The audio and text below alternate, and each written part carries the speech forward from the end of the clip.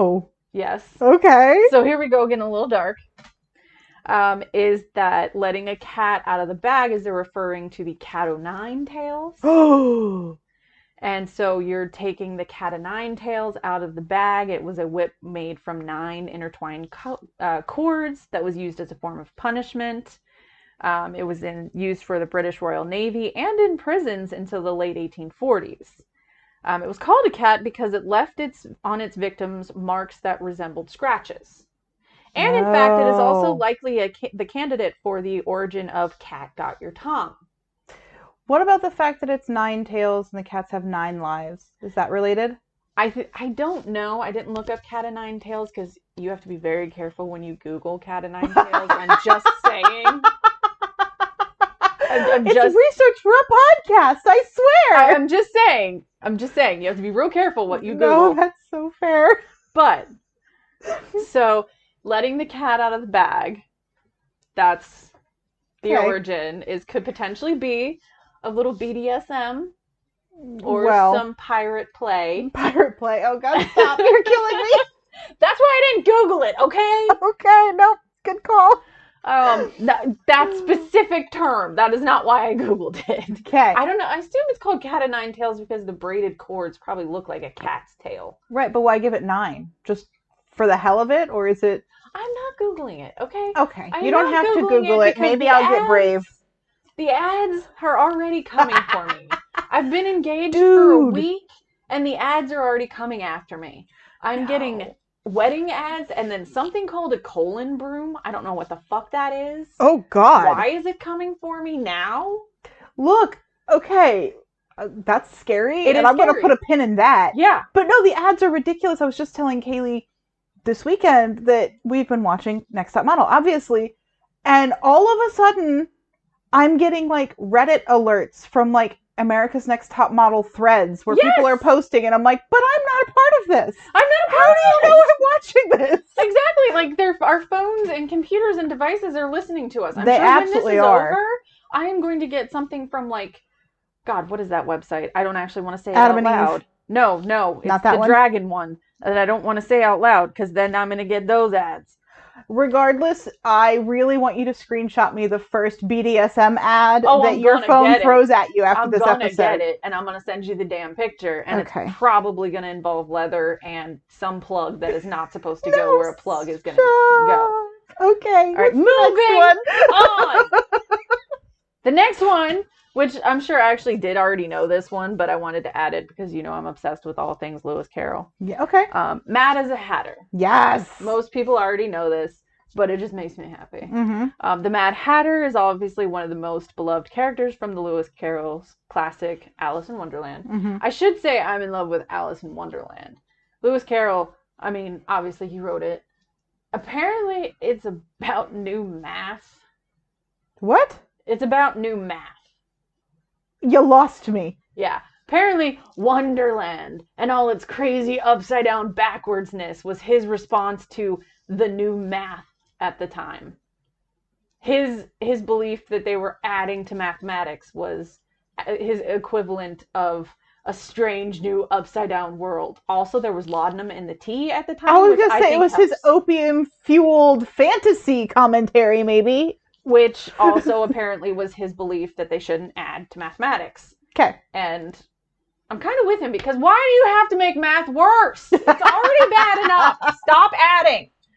I'm sorry for all of the accountants that listen, which there's probably like mathematicians, you know, the right-brained people, left-brained people. I don't know which side Whichever of the brain. side it is that loves the numbers. It's not me. Okay? I'm sorry. But anyway, moving on. So, Mad as a Hatter, while fans love him for his hilarious eccentricities, the idea of a hatter being insane was based on a history. Hat makers in the 18th and 19th centuries were often suffering from mental deterioration because of mercury poisoning used in the dyes that was used to create the hats. Oh, man. I was actually going to ask you what a hatter even was, and then when you were talking, like, I knew where you were going as I put it together. Yes. Oh, no. So kind of similar with painters of the time. Was it lead? Yeah. Lead-based paints. Obviously, you're not super clean. when you're painting. Your hands are in it. Mm-hmm. Depending on how passionately you're painting, it's getting in your face. Hatters, similarly, they had a lot of mercury-based inks and dyes. That makes sense. Yep. And it's getting all over. They were having a lot of mental deterioration because of the high mercury levels in the inks and dyes they were using in the fabrics of the hats. Yeah. This one I did just for tea. Not just for tea, I also did it for me. Okay, tell me. Running amok.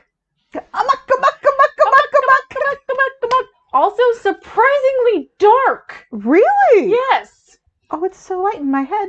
It's not. Okay, tell me. Running amok. This phrase has quite an intriguing history. Mm-hmm. Running amok certainly just means someone or something is out of control, causing general chaos and potential damage. Or just being a little bit insane. Originally is more sinister. Members of a certain Malaysian tribe used to go on seemingly random and severe killing sprees. Oh my God! Yeah! Which Sanderson sisters, they probably approved. I mean, that actually makes sense for them, yes. But still, the European travelers simply could not figure out why. Initially, they thought it was the work of the devil, which again, of course, everything was. Yeah, Sanderson sisters would approve. They would. However, it was later assessed to be linked to some sort of mental illness. Okay. I didn't look too much further into that because, again, I was doing. You try not to get too distracted. I tried not to get too distracted because that was going to be really hard. But I am going to research the shit out of that one later just because I want to know. But I'm like, amok, amok, amok, amok, amok, and then I read it and I went, oh no. Not amok, not amok. Not mischievous and fun at all. Not fun. I'm sorry.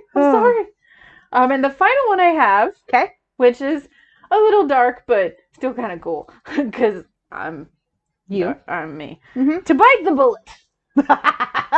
Okay, yeah. So in black and white films and westerns, we often see a critically injured person chugging a bottle of whiskey before a crude off-to-go surgery or amputation. Yeah. Oftentimes soldiers who were in the middle of a battlefield did not always have that luxury. So they would take a bullet from the ground or the weapon to bite on instead because they had no means of anesthesia. Oftentimes you also see them biting leather. Yeah, I've seen the leather. They don't bite through their jaw or their tongue or their cheek. It's the same. It's basically bite the bullet means to get through a very uncomfortable task or painful decision task or whatever. It really is literally biting a bullet. Wow. It comes from, field medic surgery of, hey, yeah, your leg is shredded. I'm going to have to cut that bitch off now. I've got nothing to give you. Bite this. Wow. So, yeah. Ouch. I cannot imagine that. I cannot either, but it literally paints a picture of... Oh, yep, it does that. It is quite... The image is exactly what it is. It's, here you go. It's so literal. It's the most literal one. It is the most literal one. Okay. All right. So, that was the last one you had? That was the last one I had. Oh, so it's my turn now. Okay, Yay! So, if you enjoyed the podcast, please give us a like, share, subscribe on any platform. We are on social media. You can find us on Facebook at Our Trivial Obsessions. You can find us on Instagram at Our Trivial Obsessions. Although, I don't know if you've noticed this, but when I do my auto publishing, it doesn't talk right. I don't think it does. No, it doesn't talk right. So instead of publishing to the Instagram, it publishes to my personal one. And so if I don't manually do it, then whatever. Most of our content ends up on my page on Instagram, but whatever, we're there. It's fine. We are on YouTube at Our Trivial Obsessions. We're on Twitter at Our Trivial Pod. Do you notice on YouTube that it cuts our episodes in Yes, it puts them in chunks. 15-minute chunks or something? Yeah, I don't know why it does that. That's why I said in a previous episode that it's there if you love to do it on YouTube, but I suggest a different platform. Yeah. But it's there if that's what you like. What you gotta have. But anyway. We have a website. Yes, I'm sorry. It's okay. It's okay.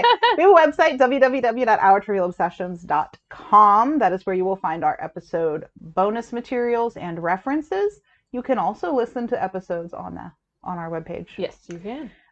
You can email us at randomqueensobsess@gmail.com. Random Because we are. Queens. Because we are. Obsess. Because we do. Email us there with anything you want to add, questions about what you heard, or most importantly, anything you want to have us do a future topic. Yeah, topic suggestions. Yes, topic suggestions. Anything you want to have. My freaking Lord. This will be fun when I do my episode. Anything you would like to have us do an episode on in the future. There we go. There we go. All right. I got it. Is that it? I think so. All right. We will see you next week. Bye. Bye.